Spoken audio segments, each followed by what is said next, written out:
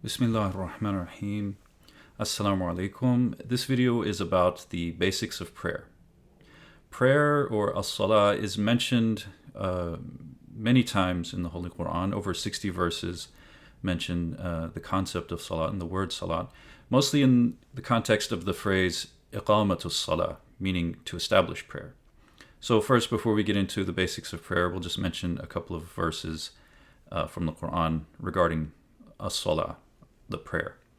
So in Surah Taha, which is chapter 20, verse 14 of that surah, the Quran says, Bismillah ar-Rahman ar-Rahim, Innani ana Allahu la ilaha illa ana fa'buduni wa aqim as-salata lidhikri. Certainly I am God, there is no God but me, so worship me and establish prayer for my remembrance. And in Surah Al-Ankabut, chapter 29, verse 45, it says, Utlu ma uhiya ilayka min al-kitab wa aqim as-salah. Inna as-salata tanha 'anil fahsha'i wal munkar. Wa la dhikrullahi akbar. Wallahu ya'lamu ma tasna'un. Recite that which has been revealed to you of the book and establish prayer. Verily, prayer keeps one away from indecency and evil. And certainly the remembrance of God is greater, and God knows what you do. The rulings that we'll talk about in this presentation are from the book Amuz al-Shafiq, which is a book in Farsi, which is used in the Hawza in Qom as an introduction to the rulings of Islamic jurisprudence. It's by Muhammad Hussein Fallah Zadeh, and he compiled the book with the rulings of things like prayer in accordance with the rulings of the major Maraja Taqlid of the Shi'i Jafari school of thought. Just one clarification, this is not meant to be a how to pray video. There are some very nice videos that have been made by different groups for how to pray according to the Shi'i rulings. So one is on IslamicPulse.tv. It's called Performing the 5 Daily Prayers with Sayyid Samir al-Hakim. And it's a very nice video. And actually, I took some screenshots from that video to use for this presentation. So I'm indebted to that video. But if you need a how to pray video, a video that graphically shows you how to perform the prayer, then that's a nice video. Also, there's one from a YouTube channel called Islamic Lessons Made Easy. And they have several videos on praying different types of prayers. So please take a look at those. I'll put the links to those with this video. So the basics of prayer, we're going to cover 5 different topics. One is intention. Another one is the positions of prayer. And then what is considered a unit of prayer. The spoken parts of the prayer, so the things that you say during prayer. And then the issue of sequence and continuity. First, the issue of intention, or in Arabic, niyyah. The intention or the niyyah of prayer is something that it's something you have in mind from the beginning to the end of the prayer. And it's basically knowing which prayer that you're praying. So if, for example, one of the 5 daily prayers, which one is it? Is it Fajr? Is it Asr? Is it Dhuhr? Maghrib or Isha?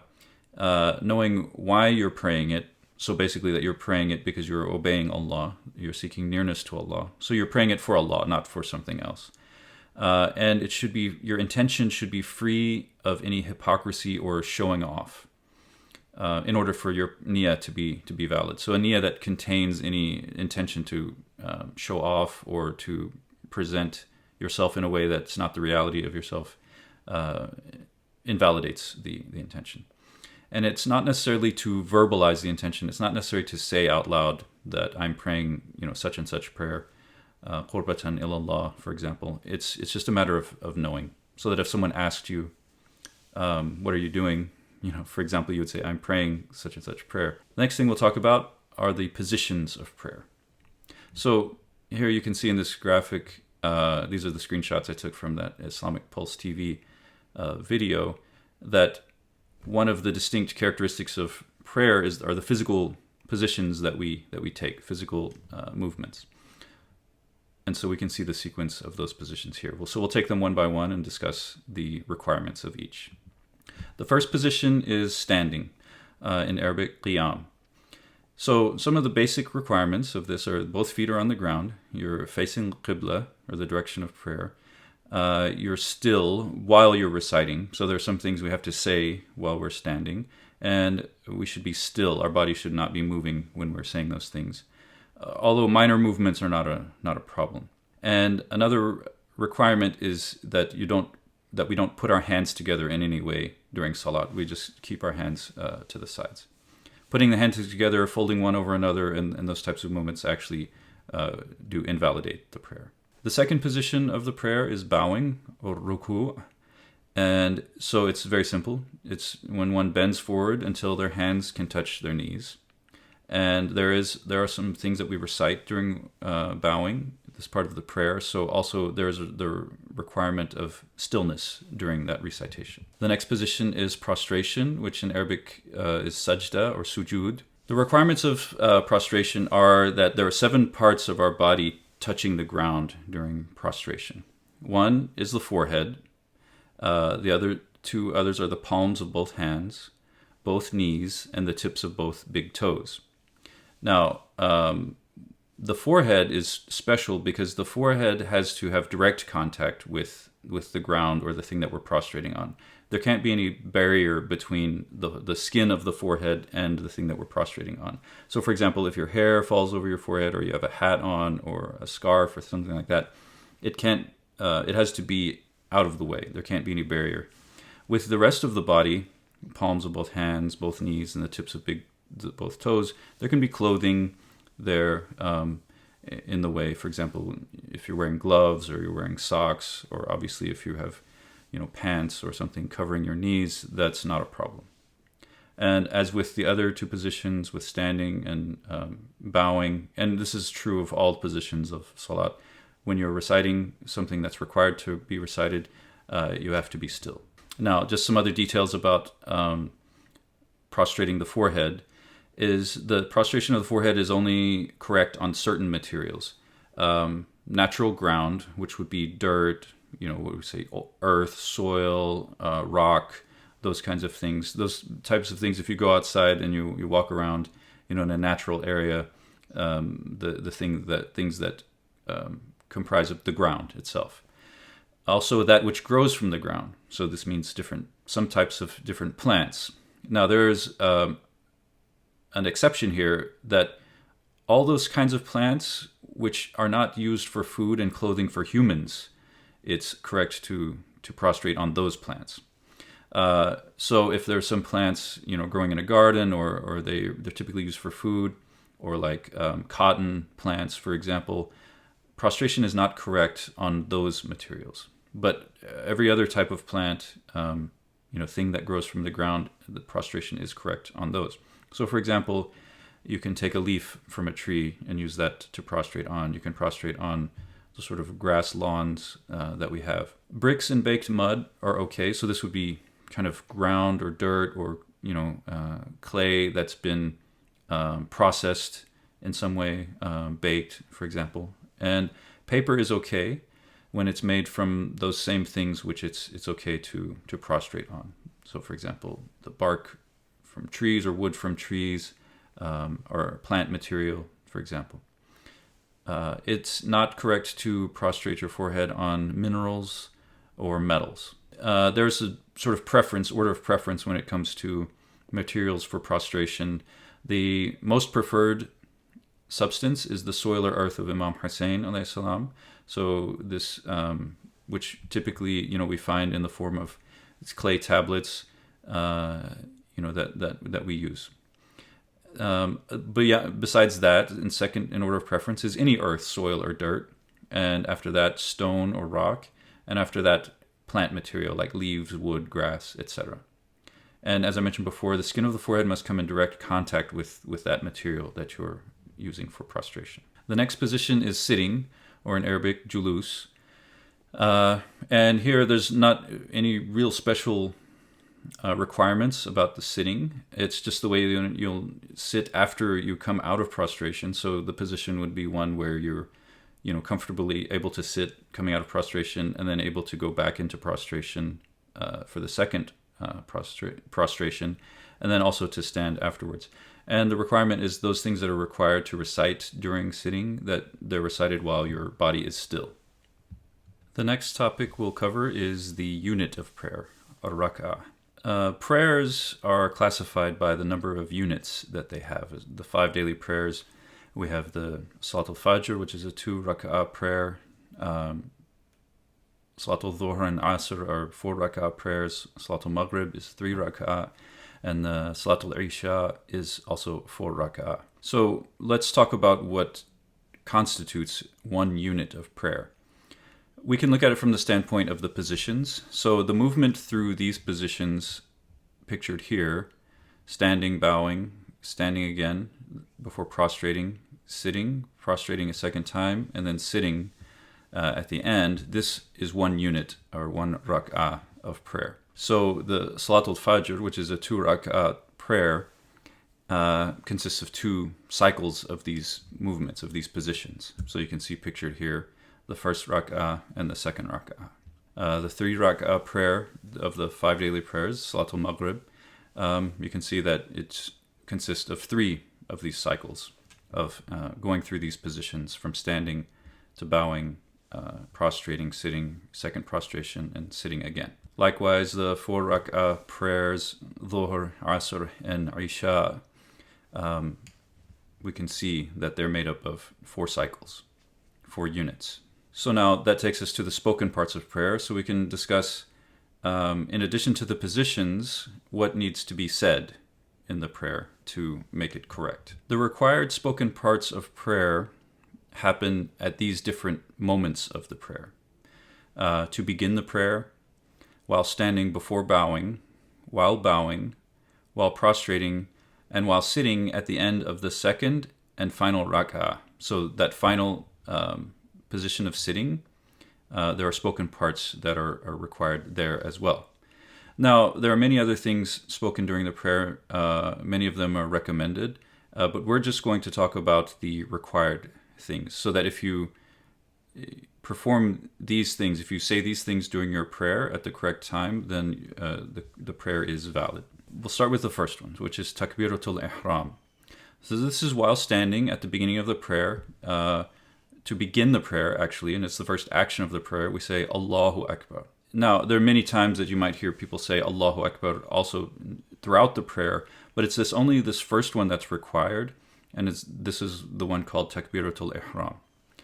It begins the prayer, and it's called Ihram. Ihram is related to the word haram, because certain things become prohibited for the person praying after they begin the prayer. So after this, they say Allahu Akbar. Certain things are prohibited for them which would invalidate their prayer, like eating, drinking, laughing, crying, turning away from the Qibla. After Takbiratul Ihram, while still standing, there is a recitation in Arabic called Qira'ah that must be done, in which we recite 2 chapters, 2 surahs from the Quran. The first one is Surah Al-Hamd, also called Surah Al-Fatiha. And then after that one, a second short surah, typically, and the easiest one to do is Surah Al-Ikhlas, also called Surah Al-Tawheed, which is Qul Huwallahu Ahad, Allahu Samad. The reason this is easier to do it this way, so if you're just learning to pray and you're just working on these things, is because you can recite Surah Al-Ikhlas in both the second and the first rak'ah after Surah Al-Hamd. And it's also highly recommended to recite Surah Al-Ikhlas after Surah Al-Hamd. Also, part of the recitation of these surahs is to say Bismillah ar-Rahman ar-Rahim at the beginning of each surah. That's part of the recitation of the surah. So that's not something that can be left off or not said. There are some rules that pertain to men and some rules that pertain to women when it comes to reciting the surahs while standing, when performing the qira'ah. Men must recite the surahs out loud if it's the Fajr, Maghrib, or Isha prayers. Women may recite them in a whisper, or they can recite them out loud if there's not a male nearby who's non-mahram and who will hear their voice. For the Dhuhr and Asr prayers, the surahs must be recited in a whisper for both men and women. But men must still recite Bismillah ar-Rahman ar-Rahim out loud for the Dhuhr and Asr prayers, even though the rest of the surahs they recite in a whisper. In the third and fourth rak'ah, it's allowed to recite Surah Al-Hamd in those rak'at as well. And it's in a whisper for men and women. So even the Bismillah ar-Rahman ar-Rahim is whispered in this case. Or the other option is to recite the 4 tasbih, at-tasbihatul arba'a, which is Subhanallahi walhamdulillahi wa la ilaha illallah wallahu akbar. So this would be recited 3 times in a whisper, in the 3rd rak'ah while standing, and in the 4th rak'ah while standing. Obviously, if you're new to prayer and you're just learning it and you're just memorizing these things to recite, the easier thing would be to recite Surah Al-Hamd rather than the At-Tasbihatul Arba'ah, because that would just be another thing that you have to memorize. So you've already memorized Surah Al-Hamd for the 1st and 2nd rak'ah, so it's easy to just recite it again in the 3rd and 4th rak'ah. The dhikr, which is referred to as dhikr or remembrance of Allah, while you're bowing, which is required, there's 2 basic options here of what you can recite. The easiest one is just to say Subhanallah 3 times. So, and it sounds like this: Subhanallahi, Subhanallahi, Subhanallah. Or you can recite the phrase Subhana Rabbiyal Azimi wa bihamdi 1 time. Then there's also a dhikr during prostration. So while prostrating and the body is still, you can, and just as in the dhikr of bowing, you can say Subhanallah, Subhanallah, Subhanallah. You can say, Subhanallah 3 times. Or you can recite the phrase Subhana Rabbi al-A'la wa bihamdi 1 time. So here again, if this is something that's new to you and you're trying to memorize these things, then it seems much easier just to say Subhanallah 3 times. Now, at the end of the 2nd rak'ah of every prayer, and also the final rak'ah of every prayer, while sitting after the 2nd prostration, so pictured here, it's required to recite what's called tashahhud. For tashahhud, after you complete the 2nd prostration and you sit, then you recite the following: Ashhadu an la ilaha illallah wahdahu la sharika lah. وأشهد أن محمدا عبده ورسوله اللهم صل على محمد وآل محمد. So this is the tashahhud, and it means I bear witness that there is no God but God. He alone there's no partner for him, and I bear witness that Muhammad is his slave and his messenger. And then you ask Allah to send blessings upon Muhammad and the family of Muhammad. After the tashahhud, in only the final rak'ah of the prayer. So while sitting, after reciting tashahhud, it's required to recite salam. So now salam ends the prayer. So after reciting the salam, this is the conclusion of the prayer. And so in the salam, what you say is Assalamu alayka ayyuhan nabiyyu wa rahmatullahi wa barakatuh. Assalamu alayna wa ala ibadillah as-salihin. Assalamu alaykum wa rahmatullahi wa barakatuh. So this is, saying Assalamu alaykum to the Prophet. Assalamu alaykum alayna, which means upon us and upon the righteous worshippers or servants. And then a general Assalamu alaykum wa rahmatullahi wa barakatuh.